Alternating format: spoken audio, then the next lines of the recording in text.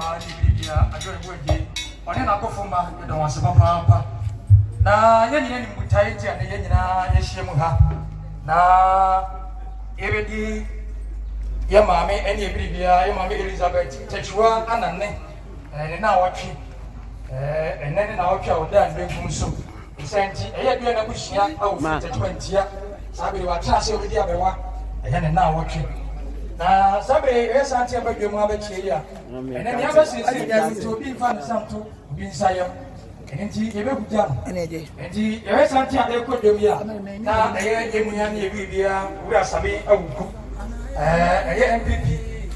odi tentimai kai na go youth organizer ne opedam koso ebenisi de biesi abontia ne hin ofie ono soso eye Maame Techuwa eye ne baba Yura ire mere adansi anane aguku yenu abo ahyabere ono ene ware nto ware ofia penisi aka na ntia na akaunto nsenti owura sabe aguku oni na buhia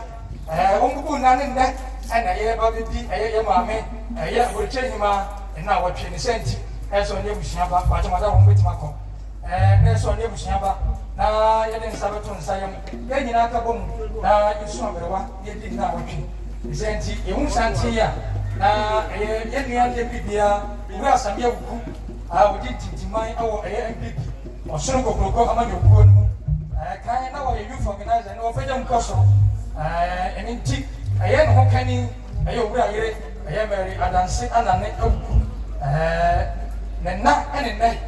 waka nchagu senti na sia bandi be dama bushia na yema bushia shani na yema myako benisi ni nechira pano anyom ne pom eni senti abe ne se be bo bushia se benisi ye fiesi abontia ni hiri ofie enti ehu santi abadwam ya na eye nua ne bibia owura same awuku abdo na sana mana ne boys abre one abushia eni sabiri wabo anan be duha one na abushia eni sabiri wabo anan be duha aye ne nan ne dwa eni ne kwanta na abushia mu ni nyinara abeduha ebe jam eye Techuwa ntia ebia na abushia ena dia tomani abushia peni otua no beni kwa minsia otua no sabiri wabo anan be duha be jam abushia twadaroma ena dia be sense wie munti obi fo ne santo bi sayam ye duwa ni abuja abushia na no nka wani e ka abushia se ebra mo ba chie na baby o ba tra so no abushia ejamo e ma so bibiri na ye ko so aka dofo se enne ene ye maame ne bibia oba peni ye Maame Elizabeth Techuwa anane onye mfihia bi oso baako e wati atofo asase isu ate bese ye santi ehunu ni biemu omo ohoro nsansa ya bese nse biemu nti wo ba ji se ohoro nsa ansana wati megwam nti wonja hone nkyere se madaroma ye se omo bere na so omo ohoro nsansa na abushia no wontimi ababachia ye Maame ene bibia oba peni Elizabeth Techuwa anane adodo afra na aye burchehima bia na bushia Techuwa ntia bushia peni otua no emi meja kwa misia ene bushia penifo ya papa ni bibia Techuwa ntia akomuhene ene openi kwa brada nso abia na owura ya opinsia owura Peter Obuo ya papa tweneboa tweneboa ene openi kwa ku amia onyinara mama no one do no openi kwa amia sabre ye santi